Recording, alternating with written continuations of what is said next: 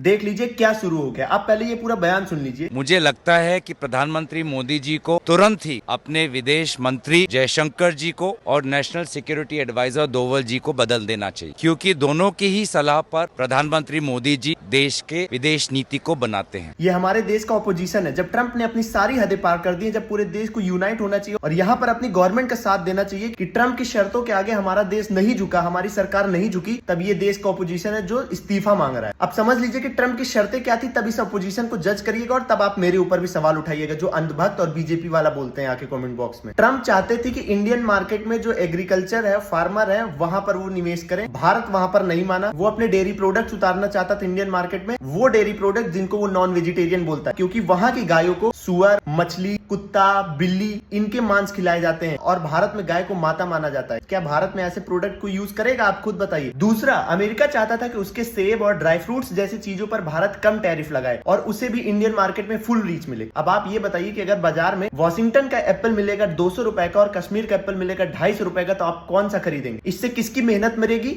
हमारे किसानों की, जो हमारे किसान दिन रात मेहनत करके ये चीजें उगाते हैं। तीसरी चीज, भारत चाहता था जो अमेरिका की कंपनियां हैं वो डेटा यहीं स्टोर करें अगर वो यहाँ निवेश कर रही हैं, जबकि अमेरिकी कंपनियों को ये चीज मंजूर नहीं था, वो यहाँ का डेटा बाहर स्टोर कर रही थी। और आज के इस युग में डेटा का कितना इंपॉर्टेंस है ये शायद हमें बताने की जरूरत नहीं है, इसीलिए भारत ने मना कर दिया। इसीलिए भारत ने कहा कि भारत के लोगों का डेटा भारत के बाहर नहीं जाएगा। चौथी चीज, अमेरिका अपने मेडिकल इक्विपमेंट्स को यहाँ बहुत बड़े लेवल पर बेचना चाहता था। भारत ने इस पर भी लिमिट लगा दी थी कि एक लेवल तक आप बेच पाएंगे, इससे ज्यादा नहीं। अमेरिका को यह भी मंजूर नहीं था। पांचवा चीज, अमेरिका ने कहा कि उनकी कंपनियों के लिए भारत में निवेश आसान होना चाहिए। भारत ने कहा ओके, लेकिन अगर आप ये बताइए कि भारत अगर जो पॉलिसी बनाएगा इन कंपनियों के लिए, वो पॉलिसी अपने देश की कंपनियों को देखकर ही बनाएगा ना, कि जिससे अपने देश की कंपनियां हैं, जो हमारे यहाँ स्टार्टअप्स ग्रो हो रहे हैं, जो हमारे यहाँ बिजनेस है, वो मरे ना। अमेरिका ये भी नहीं चाहता था। अमेरिका फुल्ली फ्रीडम चाहता था। इस पर भी डिसएग्री हो गया। अब आप ये बताइए भारत ने इन पांचों चीजों में से गलत क्या किया है, उसके बाद बता दीजिए। मैं खुद वीडियो बनाऊंगा अगली, विदेश मंत्री एस जयशंकर को और प्रधानमंत्री मोदी को इस्तीफा दे देना चाहिए अगर एक कोई पॉइंट आप गलत प्रूफ कर दीजिए। और अगर अपोजिशन का बयान सुनना है ना, तो आप शशि थरूर सर का ये बयान सुनिए, ये एक जेन्युइन बयान था। It may be just a bargaining tactic. As you know, the trade negotiations are still going on. And therefore, there is a possibility that in the course of negotiations, this may come down. If their demands are completely unreasonable, our negotiators have every right to resist. For example, we have about 700 million Indians who are dependent on agriculture.